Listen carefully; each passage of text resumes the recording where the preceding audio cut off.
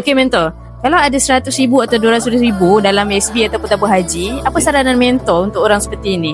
Berapa banyak perlu tukar jadi emas? Saya sarankan, sebenarnya simpan duit dalam SB dan tabung haji itu satu tempat yang bagus. Tapi untuk jangka panjang, ada tempat yang lebih bagus, iaitu emas. Jadi kalau nak simpan dalam SB dan tabung haji, saya sarankan limit sampai 3 bulan gaji saja.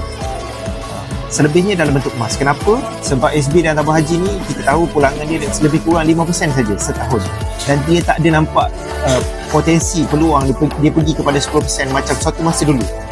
Tapi emas secara konsisten dah 20 tahun, harga emas secara purata naik dalam 10% setahun.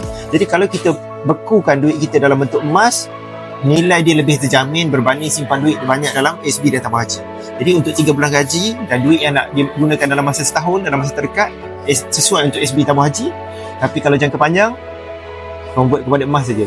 Emas yang saya masukkan ialah emas fizikal macam ni. Beli emas, mesti dapat emas. Bukan beli emas, dapat nombor kertas, dapat surat pajak ataupun dapat memo.